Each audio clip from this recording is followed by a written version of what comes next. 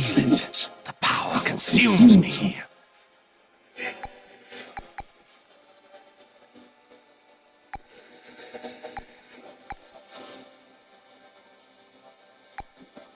I expect a challenge from you.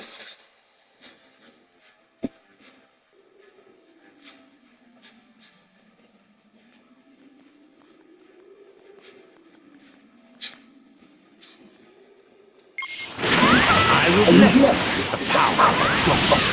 Please collect all the Dragon Balls around here. Where the heck can you hide all of this crazy power? Introducing Return! The Beast! Together we are the Xenoverse Advance Club! Today's mission! Ready, team? Ready! Now you've done it! It's my turn! The two messed around too much. So stupid.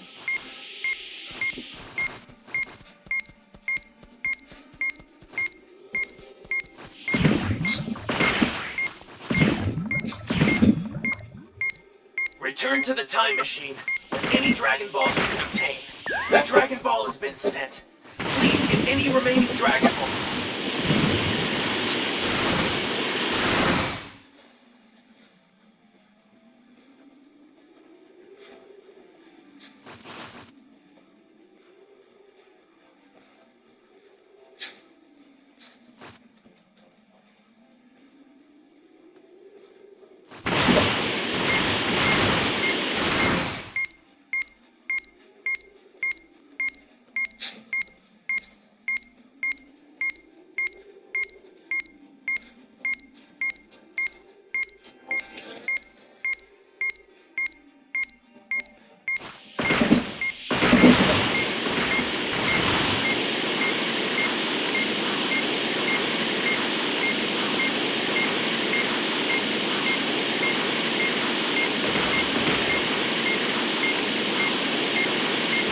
Almost all the Dragon Balls are here.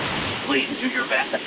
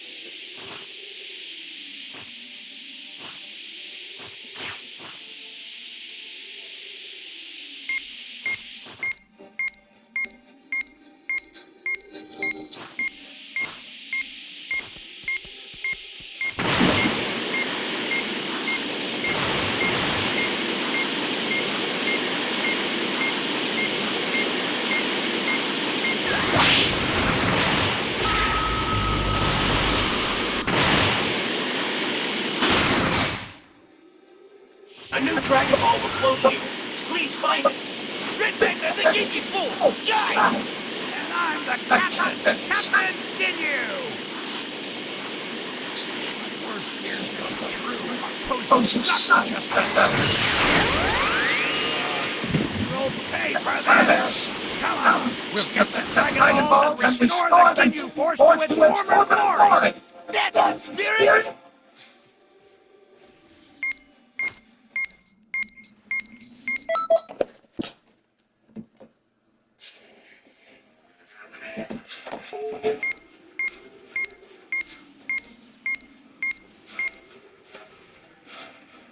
Dumb fool! This is getting annoying! Are you always in bed, Vegeta? Most people would give up an arm and a leg for a chance to train with the fabulous Ginyu Force. But sir, a good pilot requires effective use of all limbs. Shut up, Chase!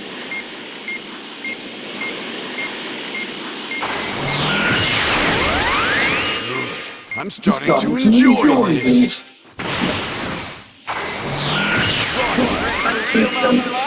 You ready to pose? The Ginyu Force number 2 to personally teach you how to room. Stop, you idiot! Sir! You can't teach someone how to pose. Poses come from within, from the heart.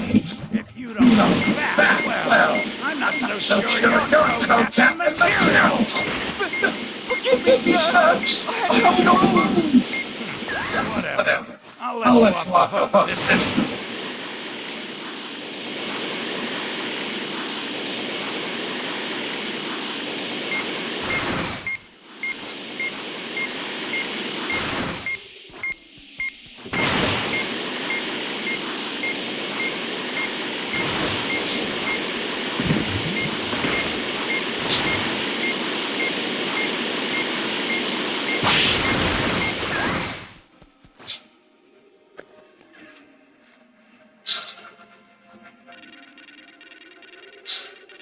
It seems to have some semblance of motive skills. Until Till the next lesson, then.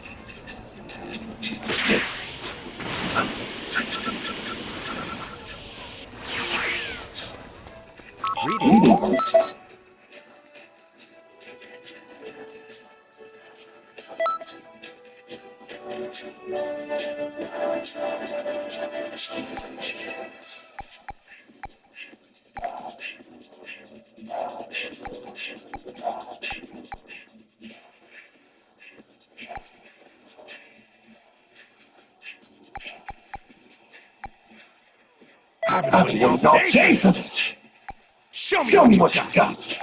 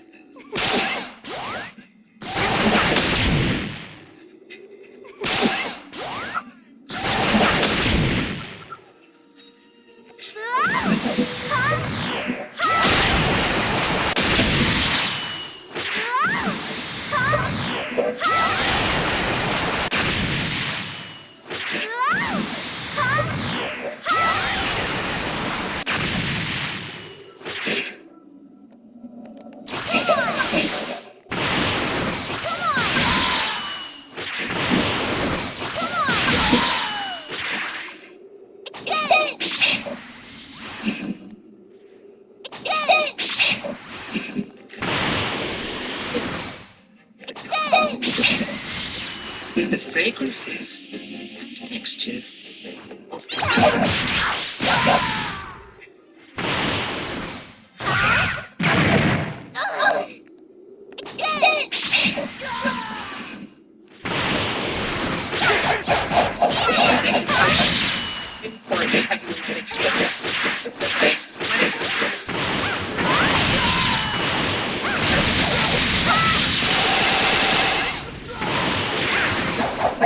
Constitution vested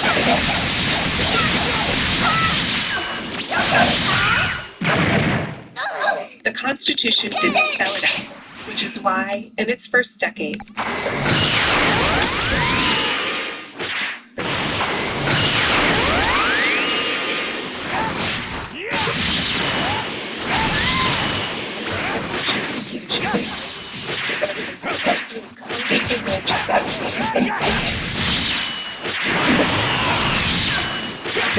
to make this a reality, arrived in December 1801.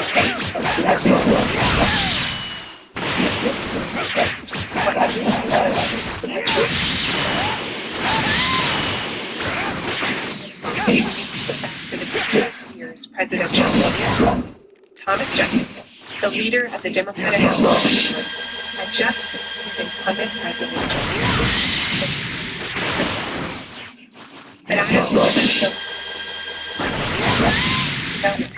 just 2 days before he left office, Pence nominated dozens to various judicial and administrative positions across the country.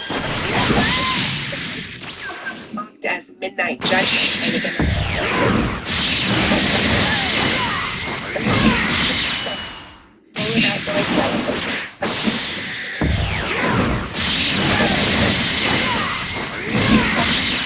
Delivered to the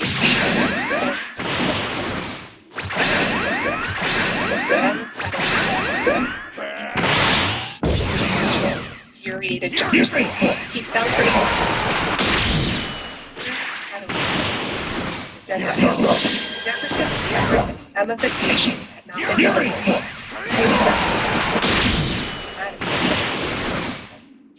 Marbury believed it was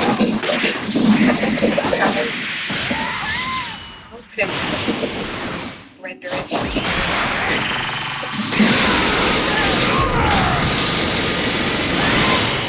court issue a writ of mandamus, an order commanded to the government official, in this case,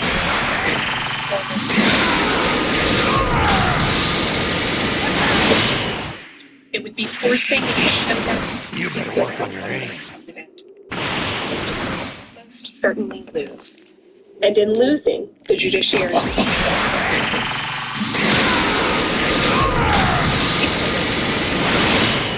if they simply conceded that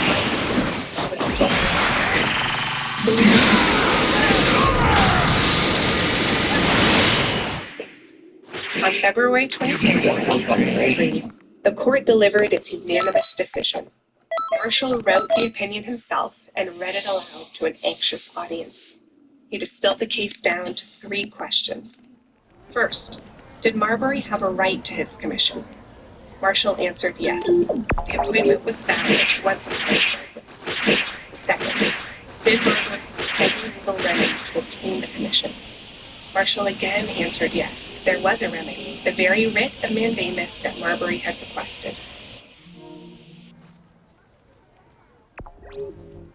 He challenged the president. And then came the third question. Did the court have the authority to issue the writ? Marshall's answer stunned everyone in the room. No, he said, the court did not have that authority. How Marshall reached that conclusion is one of the most impressive feats of judicial reasoning in the history of law, and it changed the history of the United States. Here's how Marshall pulled it off. He went back to a law passed by Congress a decade earlier, the Judiciary Act of 1789. That law gave the Supreme Court the power to issue writs of mandamus. But it was a power, Marshall asserted, the Constitution had not granted to the court. Congress had overstepped its bounds. Do you see what Marshall did here? He gave up power to gain power. He ruled that the court did not have the power to give Marbury his remedy, but he established that the court did have the power to decide what laws violated the Constitution. As Marshall wrote, it is emphatically the province and the duty of the judicial department to say what the law is in particular cases. Marbury never received his commission. Jefferson and Madison had won. But the real victor was Marshall and the court. Thanks to Marbury v. Madison, the court was now a co-equal branch of government. Equal, not superior. Our modern conception of the court as the final arbiter of all legal questions is a 20th century phenomenon. Whether that's a good development is the subject of intense debate. For Marshall, it was enough for the court to take its rightful place among the branches of government. I'm Haley Proctor, Associate Professor of Law at Notre Dame for Prager University. Thank you for watching this video. To keep PragerU videos free, please consider making a tax-deductible donation.